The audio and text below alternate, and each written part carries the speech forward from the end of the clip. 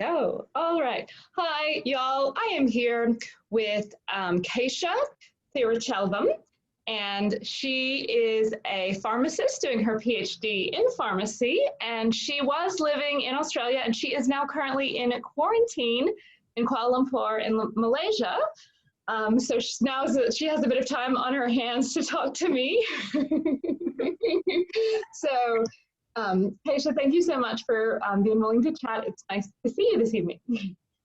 Hi, Alex. It's really good to be here, and thanks for having me. Oh, Can't wait to share my experience.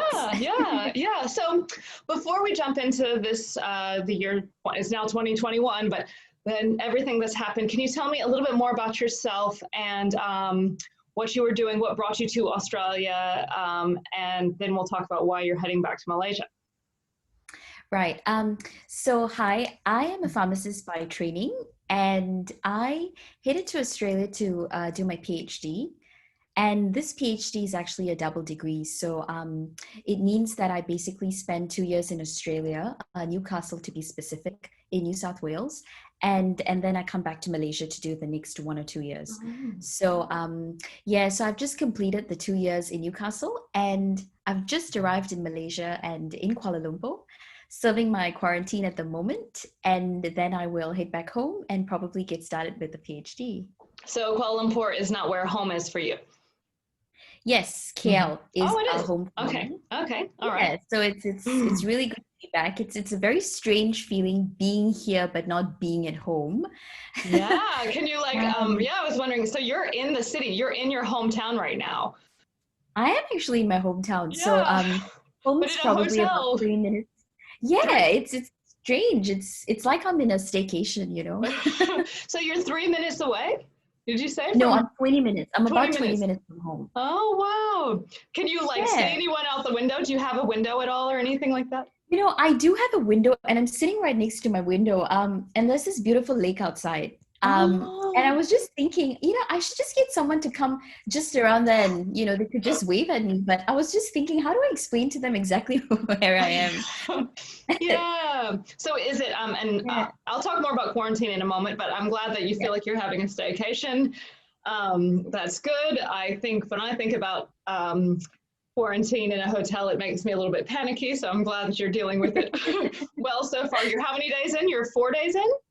No, I'm actually 7 days in. 7 days, you're a weekend. Oh. Yeah, I'm already a weekend, and we have to serve 10 days. So it used to be 14. Okay. And so just before, like literally 2 weeks before I left, the Malaysian government, they released a new protocol, and they said that quarantine would be reduced to 10 days. But actually, if I did the PCR test 72 hours before departure, it could have been 7 days, not even 10.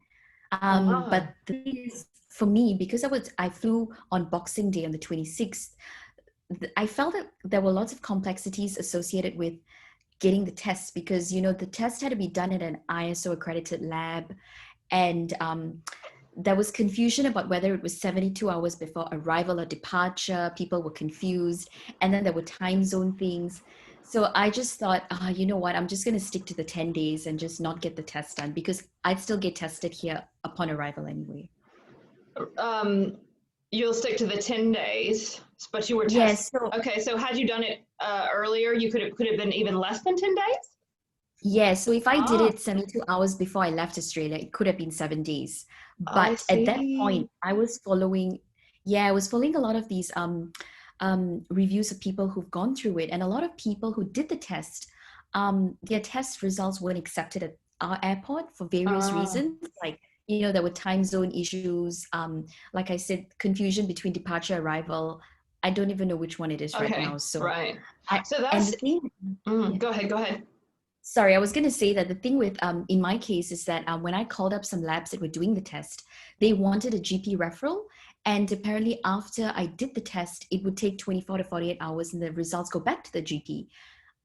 For me, at that point, 24 to 48 hours is around Christmas Day.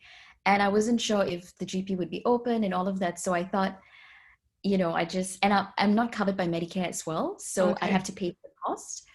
So I thought, you know what, I'll just get tested upon arrival and then just do the 10 days, which is what I opted for. Interesting. So all these testing, these are all various versions of the coronavirus test that you're talking about. There's different types, I guess, in Newcastle or in Sydney. I wasn't aware that there was like different ways that you could, or So you know, in Australia we've got the drive-through that you can go and get tested anytime, but that wouldn't do for me because I needed a hard copy to state that the test results were negative. But those drive-throughs don't provide that. They just send you a text message, right, if you're positive or not. So in looking for the test, that was the issue. And I think some countries, people who did the tests, I think they only did the nose or the throat, and here they required nose and throat. So the test results were accepted. And I was reading all these things and I thought, I'll just stick to 10 days, you know, just 3 extra days, just to be safe anyway. But that's still less than 14, which is what Australia is currently doing. Exactly. Yeah. So I think 10 days is just right. It's nice because I was just so busy in Sydney before leaving, and having this 10 days, you know, to myself, it's like a nice staycation. And I think by the end of 10 days, I'd be ready to meet people again. So that works out. That's interesting. So I guess, so the testing has become so that they now know but you did have some sort of test prior to leaving anyway. So that's how they're able to make it worth the 14 or I'm curious how they have worked out that rather than 14 days, 10 days is enough. Is it because of and you might not know that. And if so, that's fine. But yeah, I'm curious about how they've worked out those extra 4 days at the end aren't necessary. I was actually reading about this, and when this was announced, I think it was because it had something to do with the incubation period of the virus. Okay. That was actually not as long as we thought it was going to be. Okay. And a lot of other countries, apparently France and some other countries, have reduced their quarantine to 5 days, apparently. Right. I don't know how far that's true. So I think it was in line with that the Malaysian government decided to do 7 or 10. Okay. So yeah. Well, I was just doing a quick Google, and in terms of number of cases, Malaysia is ranked 72 in the world, and they've only had it's not only, but sadly 474 deaths, I believe, but still a lot of countries and other places have done a lot worse than that. So I was going to ask you a little bit, maybe we'll come back to a little bit more about your professional life and what you were doing in Australia, but we've kind of jumped into this and it's interesting. So we'll keep going with it, if that's okay. Yeah, no worries. So, but would you say, do you feel, I know that you haven't actually gotten back out into the city and into Malaysia and explored it all, but obviously your family's there and your friends. Do you feel like the country has done okay with in terms of cases and the virus and getting it, keeping the virus under control? I think Malaysia's been doing well. Malaysia's been doing very well until about maybe 2 or 3 months ago. We barely had cases. I mean, we did have cases, but they were well controlled. So Malaysia went into a strict lockdown as well when, you know, in the peak of COVID, sometime in March, April, and that probably helped a lot. But I think then to boost the economy, they relaxed the restrictions a little bit and everything was under control. And then we had a little sort of an outbreak, I think sometime in, I could be wrong about this, but maybe July or something like that in one of the states in Malaysia, in East Malaysia actually. And things got a bit bad from there because people went in to vote. I think there was a by-election of some sort. And they allowed people from red zones to come in to vote. And then there were people from other states and then they went back and that's how it spread. So red zones are like hotspots, like areas where the numbers are higher? Yes, sorry, red zones are like hotspots, that's right. So I think that triggered the spread and community transmission because previously I think we've had very few cases, even in double digits actually, but now we've got it in 4 digits. I think just yesterday they recorded 2525. Right. I think for me, it's going to be an adjustment coming from Australia because I think they clearly highlight to you the suburbs and the hotspots. And, you know, then you're careful and you just don't go there like in Sydney. But here, I think it's come to a point where you just wear a mask, you practice social distancing because you don't know who around you has it. Yeah. Well, that's what I was wondering. So did you get a chance to see, like in the airport, or have your friends told you, are a lot of people wearing masks? I mean, I feel like in some Asian countries, masks are not that crazy of a concept anyway, compared to other parts of the world, but I'm not sure. I visited Malaysia and I don't remember seeing a lot of people wearing masks. This was last year actually, and or 2019. I didn't notice an abundance of masks or anything. So how do they take to how would you say that Malaysians have reacted to wearing masks more? Look, I think Malaysia is not one of those Asian countries where, you know, people generally wear masks regardless. I don't think so. So you're right about that. But with COVID, everyone's wearing a mask. So, you know, my family members have been wearing masks. I remember even when I was in Newcastle, and this was sometime in the peak of COVID, talking to my mom and dad, and they were like, don't forget your mask. And I was just saying to them that, you know, no one here wears masks. So much so if I did at that point, they think like, oh my God, she's probably sick. But yeah, everyone wears masks. They still do. They try and practice social distancing, I think. It's funny because I was just having a chat with a few friends about this and, you know, telling them it's going to be an adjustment for me because I wasn't used to wearing masks all the time. And I think a few things that they've been doing are like they wear masks, they come back home, you know, they wash their hands and legs, probably even have a shower. It's different. It's going to be an adjustment. I don't know if you saw, but I just saw today the news has changed because they're still just dealing with clusters all over Sydney, still in single digits, but it's alarming then. They've closed borders between a lot of different states. And now, as of like maybe Monday, I think, or something like that, they are going to enforce, there's a mask mandate and you can be fined $200 in Sydney if you don't have a mask. So that is a brand new thing that's just happened. So, oh wow! So it's, look, I'm not surprised. Yeah, I've been following the news, and every day they've been, you know, talking about a new hotspot. Yeah, Strathfield, Blacktown. Oh gosh, it's crazy. And you know, it's funny. Just 3 days ago, this was after while I was in quarantine, of course. I booked my ticket through a travel agent, and I received an email from them, and they were discouraging people from traveling to Malaysia.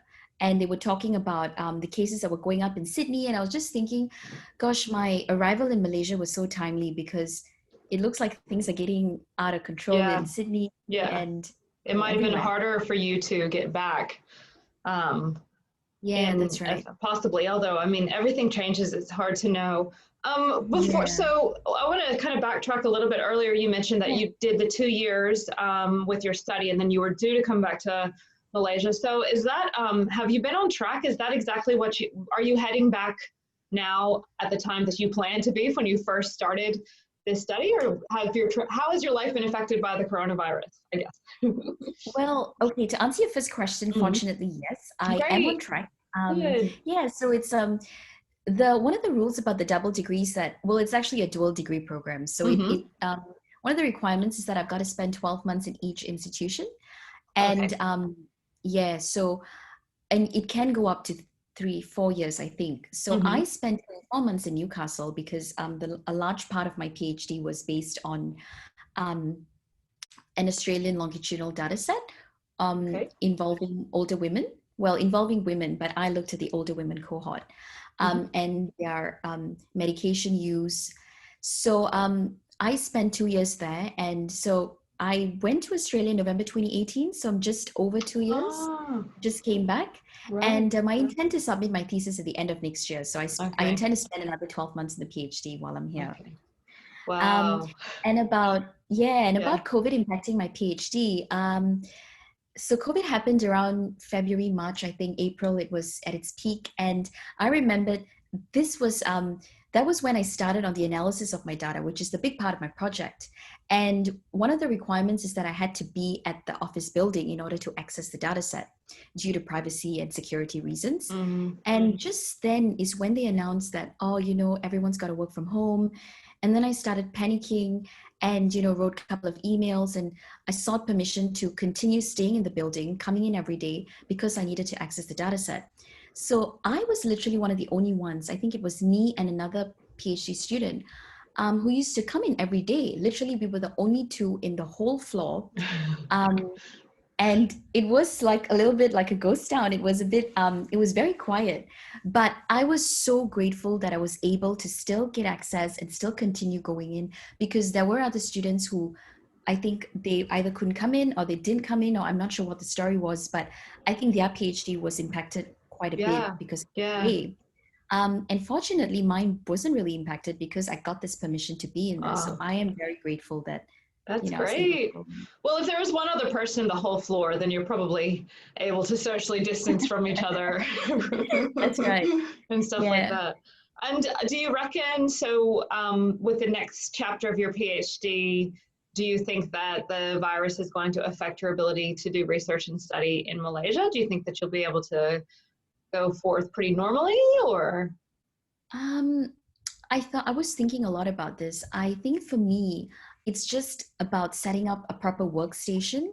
So back in Newcastle, I went into the office till the very last day, and I like the whole working in an office culture and coming back home, and home is just home. But here, I think in my Malaysian university, a lot of my colleagues are actually working from home. They've set up a workstation at home, but fortunately, we are still able to go in if we need to.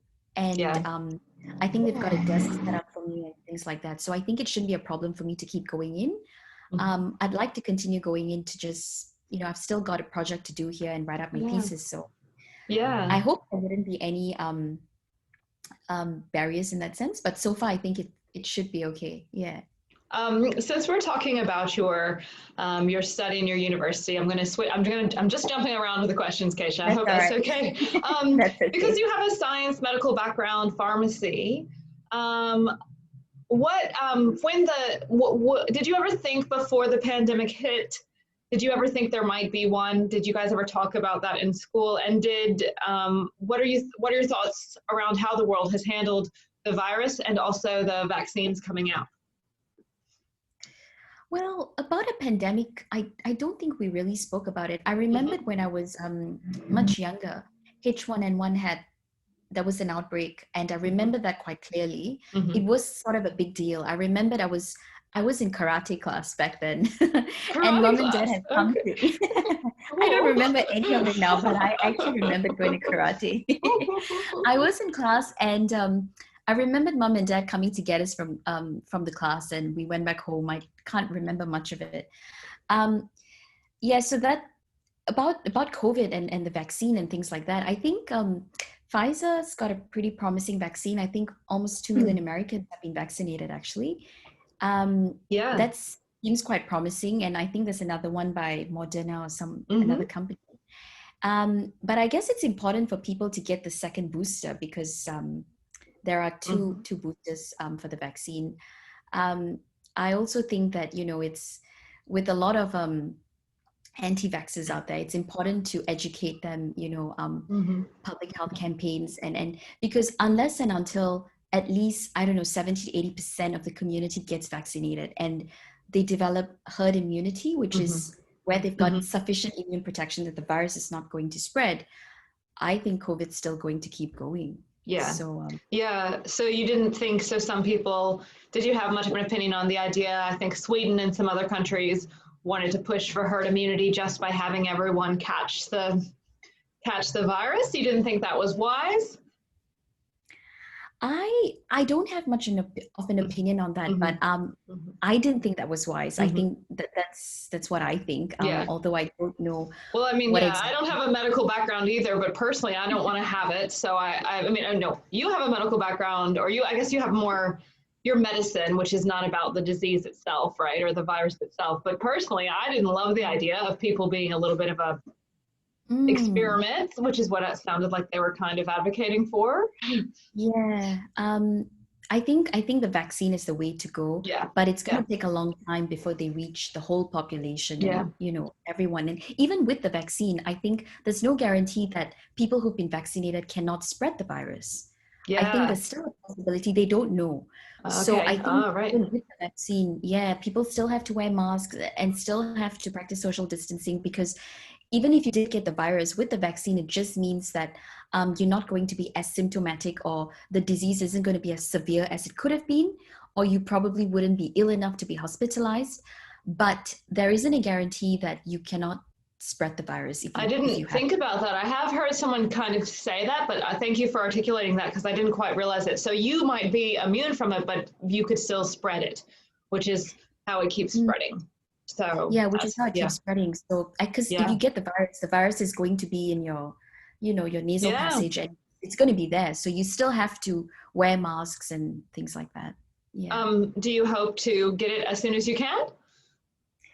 I hope to get it as soon as I can, although I don't know about accessibility of the vaccine. And also I think they're gonna prioritize probably frontliners and then older people. So don't know when we. Has it arrived in Malaysia? Have people in Malaysia, have Malaysians begin receiving the vaccine? That's a good question. I was just thinking about it as I was talking to you. I haven't heard about the vaccine arriving in Malaysia. I don't think it's here yet. Well, I'll have a look after we chat. I'll look it up and I'll update it in the blurb when I share this, so we can know for sure what's happening.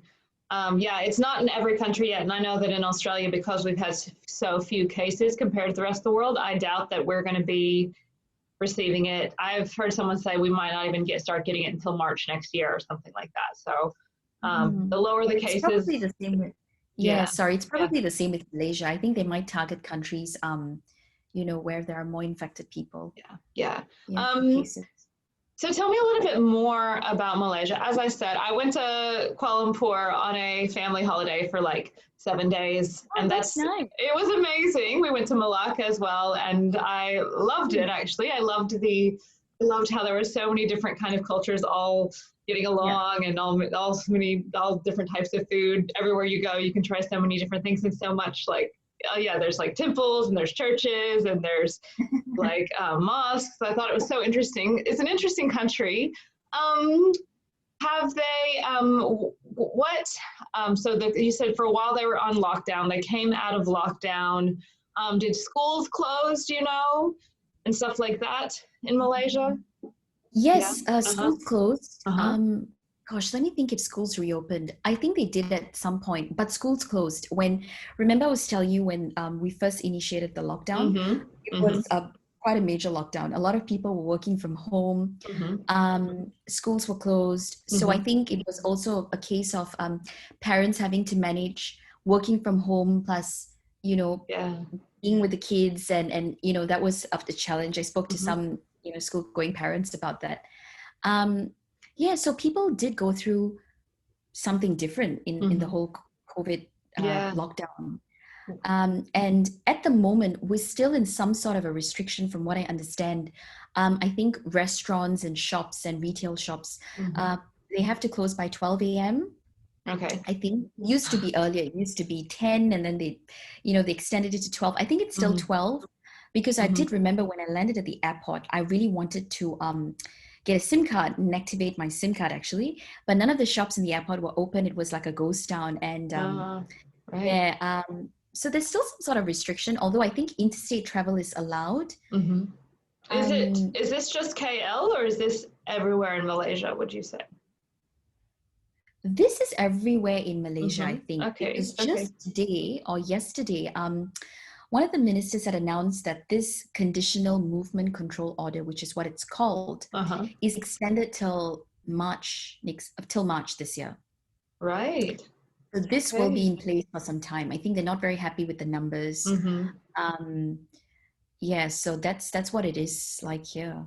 But I mean, I'm grateful because I don't think it's as bad as what it could have been, like in America or in the UK, But I think until and unless people are careful, and I think when people become a bit relaxed about these things, that's when it just hits again, right?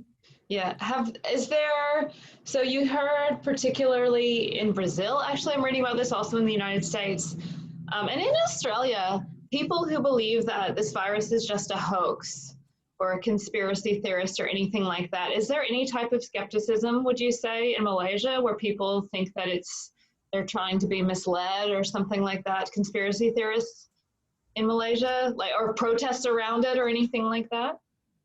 Yeah, I've not heard of any protests in Malaysia, to be honest.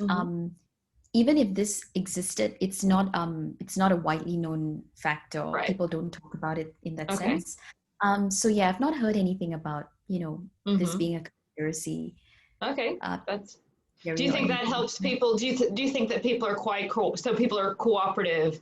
Everyone gets it. People are wearing masks. People are social distancing. People are taking it seriously. Would you say? People are taking it seriously. People are definitely taking it seriously. Although, you know, I was just talking to a friend about this the other day, and I was telling him that, you know, I was asking him, how are you guys comfortable with still going out and stuff like that? And, you know, I said, look, I think if I'm out of quarantine, I'm just going to stay at home. And he said to me that, you know, you'd probably stay at home, but I don't think you'd stay at home for a long time, because at max, after a week or two, you're going to feel like you want to go out because everyone's going out. Life is kind of like normal. It's just that you have restrictions in terms of time. So, yeah, that's hard. What it is like. It's hard. And how long can you expect people? And that's the ongoing question. How long can you expect people just to kind of completely stay locked down? I know some people, though, it's hard because some people are immunocompromised and just won't. And then they're the ones who kind of have to bear the brunt of it, because if we all did it together, ideally for just 6 weeks, then it would all be under control. But I don't know. It's complex. It's complex, and I don't think there's a lot of easy answers. But one thing that I think helped in Australia was that Australian citizens were given quite a lot of money compared to the rest of the world. Did that happen in Malaysia? Did Malaysia have funding or stipends or anything like that for its citizens? If I'm not mistaken, I was reading about this. I think some Malaysians, so they have different brackets, right? If you're earning in this bracket, or, you know, average bracket, if you're earning below a certain bracket, I think they did give them some sort of something every month. Okay. But I don't think everyone got it. It was just those who, I think you could apply for it, but I couldn't be too sure. I was actually following Australian news more than I was following Malaysian news. Well, you'll have to check back in. You'll have to let me know how it I will let you know. And do you know, does it cost? Oh, and one thing, speaking of Australia, so because you're a student, so you're not a resident, I guess, or a citizen to Australia, you had to pay for your test. Is that right? Yeah, that's right. So that was one of the factors that I considered in you know, making the decision about 7 and 10 days, is that because I'm not covered by Medicare, and I'm an international student, I'd have to pay for the test. So the labs told me the cost of the test, and I called up my insurance provider, and I asked them this question, and they said to me that, okay, so you've got to give us the MBS item number for us to check if it's covered. And I went through the hassle of getting the MBS item number, called back the insurance provider, and they said that they can't guarantee if there's going to be 100% reimbursement. Okay. To which I thought, oh, that's a bit strange, because, you know, I'm sure you would be able to tell me if there would be some kind of reimbursement or not, because that helped me make the decision. So they couldn't guarantee that. And furthermore, being a student returning home to Malaysia, I was eligible for a waiver of the test fee here in Malaysia. So which is why I thought, you know, I opted for the 10 days. Do you mind me asking how much they said it was going to be if you didn't have insurance? In Australia? Yeah. Yeah, it was 120 Australian dollars. Really? I think one lab quoted 120, another one quoted $100, but then the $100 quote wasn't an ISO accredited lab, and the test results had to come from an ISO accredited lab, which was a requirement by Malaysia. So I thought, oh gosh, it's going to be $120. And that converted to about, you know, 360 ringgit, I think, or probably more now. Yeah. So I was just putting 2 and 2 together, and I thought, That's more than I expected, actually, because I'm now a citizen, and I just got the test for free, and it never crossed my mind that it wasn't free for anyone who was in Australia. So if you don't have a Medicare card, it can be between $100 and $120. This is provided you want the a letter stating that you're negative and it's for travel purposes. I'm not sure. I think it would have been free if I went to one of the drive-through clinics. Okay, right. Interesting. That wouldn't have cost a thing, but for this purpose, I think, they do charge. Right. Interesting. And how much would one cost in Malaysia? Or tell me a little bit. I won't take too much of your time, Kaesha. I know we're getting along. But how? What is? And I was curious about this when I was in Malaysia in 2019. What is the healthcare like in Malaysia? So healthcare in Malaysia is divided to two types. You've got healthcare subsidized by the government, and then you've got private healthcare. So any Malaysian or any non-Malaysian could get treated in a government facility. So it could be a government hospital or a government healthcare clinic. I suppose non-Malaysians would have to pay a small fee, but it's not exorbitant. For Malaysians who, I think Malaysians who work with the government, it would be waived. Okay. Whereas for other Malaysians who work in a private company, you'd still have to pay a fee, but it's very minimal. Okay. Yeah, and cost in government healthcare is much cheaper than it is in private. Okay. Medications are actually free in the government setting, which is amazing. I think it's probably one of the only countries I know that give all medication free. All medication in the. I believe so. I believe all medications are free. That is government, so not public healthcare, but private? No, it's public. That's in the public system. Everyone in Malaysia has access to free medicine. Yes, if it's approved by the doctor and you've got a valid script and all of that. But of course, procedures and surgeries and all of that, you've got some cost associated with it. The only thing with government is, I think, which is the case everywhere, is there's a longer waiting time if you wanted to get a surgery done or, a procedure. So if you wanted to opt for private, you could get it done faster with a referral from your GP, and but it would cost a lot more. Right. So from what I understand, with the COVID test, I think government and private facilities do offer it. But it's probably a longer wait at the government compared to private. And I think it costs something like 300 ringgit, I think, which is about the same as what it would cost in Australia, $100. If you wanted to get one of the tests. Yeah. But we don't have drive-through clinics like we do in Australia. That doesn't exist here. That's interesting, because that's what I think, South Korea did as well. And it was one of the best things I know they do that in the States as well. Maybe less Malaysians drive or something like that. I don't know. I wonder what the rationale is for why. I mean, they don't even have, but what I read today was one of the hotspots in somewhere in KL, a few hotspots actually, they've just introduced something like a pop-up clinic, not a drive-through, but something like what they're doing in Australia. And to get people tested for a certain amount of time, like between 9 to 4, if you think you're unwell, you can come in and get tested. And I think that's a really fantastic initiative by the government, because, if people have to pay for the test, and if people can't afford the test, they're not going to go and get tested. And then you're going to have undiagnosed cases, right? So this is, I think, a pretty good step forward. Yeah, I think, and that is, my friend Orlando in Mexico was telling me that it was at some stages it was quite expensive to get tested, and it just is like, if you have to pay to get tested, then it's just going to spread, because it's going to spread. Exactly. Nobody's going to want to do it, and it's going to be hard to. Were you going to say something else? Oh no, I was just going to say, that's just what it is. I just hope that Malaysia can adopt some of these good practices, like having these drive-through clinics. It would make life so much easier. And you just identify more cases, and I think it'll be more under control. And so I know some parts of Malaysia, I guess, I remember reading that Malaysia is a really good country for like Wi-Fi and stuff like so Zoom and stuff like that. But I'm wondering, like, is there any remote areas, like would healthcare be accessible regardless of where in Malaysia you are? Like, do you feel like they're pretty organized?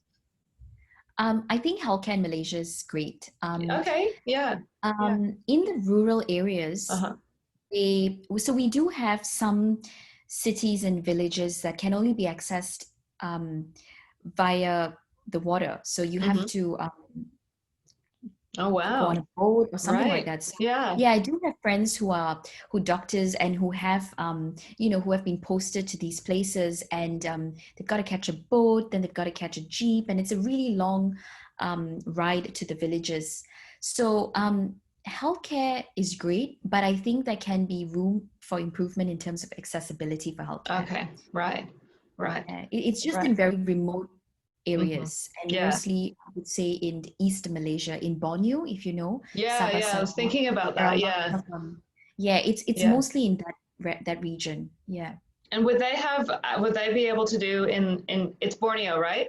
Is that what you're talking about? Would they be Yes, able to I'm have talking like, about. yeah, would they be able to have like kids attending school from Zoom or stuff like that? Would they have good Wi-Fi, and would it be easy to have virtual meetings and stuff like that?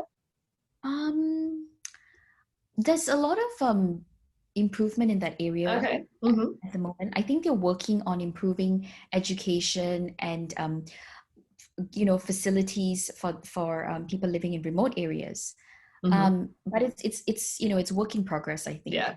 Yeah. I often Yeah. read about this in the news that, this new school, they've been provided with, so and so services, facilities. It's nice to read it, but I think there's still room for improvement. Mm. Yeah, yeah. There is in everywhere, I think, and even in Australia, and Yeah. you can always work to get better. Kaesha, I'm so happy to hear that it sounds like overall, despite the pandemic and upheaval, your life is kind of on track and things are going okay, which I'm is good very news. fortunate. Yeah, Yes, yeah, yeah. yes, It's good. It's absolutely. good. I'm so grateful. I mean, one silver lining from this whole thing is COVID's taught me to be just grateful for Mm-hmm. what you have. Yeah. We're always wanting more, and we're always not happy with what we have, right? It's human nature. You're always just wanting something more, or you Mm-hmm. think the grass is greener the other side. I Yeah. think COVID just taught us all to be just appreciate what you have. And I think the most important thing is you're lucky because you're safe, you're healthy, your loved ones are safe, they're healthy, and you're happy. Things could be far worse. Like, just look at what's happening in America, in India. Mm-hmm. It's Mm-hmm. terrible. Like in India, Mm-hmm. daily wage earners suffer the most. I mean, I Yeah. think India was doing quite well at some point, but then they couldn't keep to that lockdown for a long time Mm-hmm. because people just couldn't sustain staying at Yeah. home unless they got Yeah. to work. I know. I know. I actually think, I mean, there's so many things that have worked in Australia's favor, but the fact that the government was just happy to give people money in a way that I don't think that some countries can afford to do so. Like, Yeah, that's right. it's and if that had been the case in India, then I'm sure people wouldn't.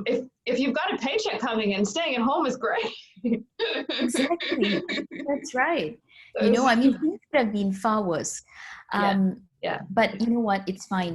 I Mhm. think the biggest problem at this point is the fact that travel is restricted. People want to Yes. travel, they want to meet their loved ones. Hmm. I'm so lucky that I got to come back home with no problems, Mm. because I do have some friends in the UK, students who are struggling to come back home because their flights keep getting cancelled Yeah, because of what's happening yeah, in the UK at the yeah, moment.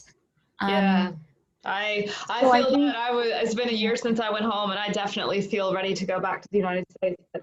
And I think it could be doable, but and I've said this in multiple interviews. The problem is also, yeah, flights get canceled, they're expensive, and then also yeah. I would like to come back to Australia because my job and my partner and my life is here, and because they still have the 2-week quarantine that you have to pay. Oh, did you have to pay for this quarantine that you're in? Do you mind me asking, by the way, or did Malaysia pay for No, I actually had to pay for the quarantine. it? Okay, yeah, Yeah. yeah. So Um, that's a bit I annoying, isn't it? suppose I could have, sorry, I suppose I could have, written to the university's COVID Mm-hmm. hardship funds. They do Mm-hmm. have these things in Newcastle as well as in Malaysia, but yeah, I paid for it. Yeah, yeah, yeah. It's just one more kind of annoying thing that you have to do, Yeah.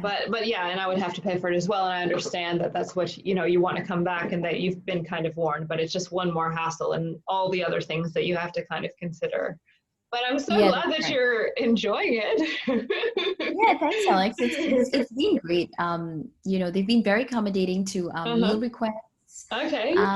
and just everything. So I don't know if you tried Nasi Lemak, which is a popular Malaysian delicacy. It's like Um, coconut rice with anchovies and peanuts, if egg. I did, it was probably I'm a vegetarian, so Oh, right. Wow. So but look, is it's that it's it's a popular Malaysian well, people mostly eat it for breakfast, but you can have okay? it for lunch or dinner. Uh-huh. And I did attempt to cook this when I was in Australia, and it's not that I was craving it, but it's just a habit. Every time I come back to Malaysia, I this is like the first thing that I eat. So Okay. I remembered I remembered on the first day, I was talking to the person in charge, and I asked him, hey, would I be would I be able to get some Nasi Lemak for breakfast? And to my surprise, I got it. Oh, yay. I was so delighted to see it the next day. So when I talked to Victoria in Perth, she was saying, so they kind of bring her a meal like someone just leaves a meal in front of the door and they disappear so you don't see the guard. Is it just as strict? Like, are you allowed to go outside and get fresh air or anything like that? Or what is? No, it's just as strict. So I'm not allowed to get fresh air. I'm literally just in this room and there's a chair outside my door. It's probably similar. And what they do is, so they've told us what the meal times are. Breakfast comes between 8 to 9, lunch is between 12 to 1, and dinner's between 6 to 7 or something like that. So when the food's outside, they knock the door to indicate that, hey, the food's outside. And I usually just wait like a couple minutes before I open my door to get it. So the food will be in a plastic bag and it's, wrapped up and everything in containers. I just bring the plastic inside. I wipe it down. So I made sure to bring a lot of wet wipes just to be on the safe side. And once you've finished, you just put it all back in the bag and you place it outside the door and someone comes to pick it up. And just a strict. I literally can't step out of my room. Right. I can't. Can you open the window? No. So I can't open windows. It's look, I think I can show you. It's like this. See? Oh, interesting. Yeah, so, but it is an interesting view. That's a pretty nice view. Yeah. You can actually see a lake. It's I think it's a you were lake saying. Yeah, so it's quite nice. Yeah, and you've got Wi-Fi and you've got television and books and stuff like that, so you're not going too crazy. I've got Wi-Fi, I've got TV, and I've got Netflix and everything, so that just keeps me going. And I was actually busy working on some PhD work while I was here, so that time passed quickly for me. Do you like stand up to like do some jumping jacks or like lift some weights? I attempted some light exercise, but gosh, being in this room, the motivation to exercise is so low. Because it's probably like a carpeted floor and it's just kind of like you just don't feel. Exactly. My table's right here and my bed's just there and it's just calling after me all the time. So it's such a challenge. But look, I told myself that I'm just gonna, and the other thing is Malaysians eat a lot of rice. I think there's I've forgotten how much rice they serve. And a lot of my meals have been getting rice twice a day, which I was not used to eating in Australia. And that's why I meant in that they were very accommodating, is because I told the person that, look, can you give me something else instead of rice? So he's been alternating with noodles. And last night I got, it was great. I got like some roast and vegetables and fruits, and I was so happy with that. And I think, I think with that sort of diet, I probably don't, I can miss some exercise for a few days. Yeah. Well, I think you have a lovely attitude, Kaesha. So I hope that the next few days go, you've only got a few more days left, so I hope they go well. And I've got another test to do tomorrow. Oh, so right. Before we leave, we have to do a second test, which is usually 2 days before we leave, and that for me is tomorrow. So they've updated us on that, and I think it's going to be in the morning. It's going to be the nose and throat swab, I think, just like it was when I arrived in the airport. And so if that test results come back negative, then I can be out on Tuesday, which is in 3 days. Right. Yeah. So, at least they've got this protocol in place, which they do one when you arrive and they do one before you leave. So they really want to make sure that you don't have it. I think that's good. Like I said, I find it wild that that's just never even really crossed the mind, or I don't know why. I know it would be very hard to enforce in the United States, but I think it could have saved so many lives. And I know that. And sorry, Alex, I just have to add that I was really impressed with the process when I arrived in the airport. Malaysia was so organized. So we had to download this app, and this app where you have to scan the QR codes and it tells you that you've checked in at each entry point in the airport. And I think it's an app that Malaysians use whenever they go anywhere, just to scan. So when we first arrived, there was someone there and he was so helpful. Like, he was so helpful to tell you what to do, and it was so streamlined. And then they tell you where to go, and there are all these frontline workers and authorities and healthcare professionals, they're all there. So you've got to produce. I had to get some documentation ready before I entered the country. So I had to write to the embassy to get permission to travel. And for that, you needed to sign a letter of understanding provided by the Malaysian government. You had to provide them with your flight details and passport. And then for me, it was the Canberra consulate in Canberra. So then they would revert and they'd send you a letter of permission to travel to Malaysia, which is valid for a month. So upon arrival at the airport, I had to produce that letter. I had to produce the letter of understanding that I signed, as well as show them the app that I downloaded and scanned and everything. And then it's very organized. They make you fill up some forms, and then they tell you where to go for your test. And then you head down to the counter to make a payment for your test. I didn't have to pay, but it's all well organized. And then you've got two options in terms of your stay in the hotel. So you've got the standard option and you've got the premium package. I opted for the premium package. The difference with both is standard would be you arrive in Malaysia in the airport. On the day, they would allocate a hotel for you. It'll be a fairly decent hotel. But if you don't want to take that risk and you want to pre-book, then there's a list of 10 hotels that are under the premium list. Right. Some of which include, the Hilton and a few other hotels, mostly 5-star hotels.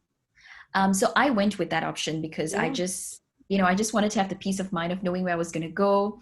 So at the airport, once you've done the test and everything, there are 2 lanes for people with the standard package and those with the premium package. So, the premium package option was just so smooth. It was so quick. I just had to give my form to the official. He went to check if my driver was there because I had to make all the arrangements with the hotel. And then he brought me to collect my bags, which was all lifted off the conveyor belt. And I just had to, push the trolley to the exit, and someone was there to receive me. And my driver was, in his PPE with his face mask and everything. And the fire brigade people were there, and they told me to step aside. They sanitized my bags. It was all so impressive. So I was just sounds very like government professional, organized. Exactly. I was blown away. I'm like, wow, this is great. And even, my driver was great, very friendly chap. We arrived in the hotel in 30 minutes, and the person receiving me at the hotel, he was in his full suit and his shield and everything. And he brought me to the side. I think they have a different entrance for us. And he had all my details ready, my key card, and all very organized. Brought me up to my room. It was great. I'm just so impressed with the whole process. The stay's been lovely. I'm just grateful that That's I'm great. able to get home. Did you, sorry, one thing I wanted to question. So did you have to request to come home with the Malaysian government, even though you're Malaysian? Yes, it's just protocol. They will give you a travel note, which is valid for a month. And it's not hard to get it. As long as you provide the documents they need. I think they just want to control or be aware of who's coming in. Right. And So does Malaysia, this is another surprise question, and I know your dinner is coming, Kaesha, so I won't ask you to keep you too much longer, but do they let other people visit, are they letting anyone else besides Malaysians in? If anyone else wants to visit from around the world, with the UK, I wonder, are they with the new strain or the strain in South Africa, are they being very rigorous about non-Malaysians coming in? So there's this Facebook group that's fantastic for Malaysians in quarantine, and I must say the admin in the group and everyone in the group, they've been fantastic. So it's this Facebook group with over 30 or 40,000 people, and if you don't know what to do and you want to go back to Malaysia and you're like, where do I start, because there are all these forms and everything, this group is fantastic. Anyway, answer your question. I know some answers to that is because I was following comments of people who posted Malaysians wanting to return home from UK. It is not impossible, but I think the problem is with the airlines. A lot of airlines are canceling flights. So, Malaysians wanting to come home are affected in that sense.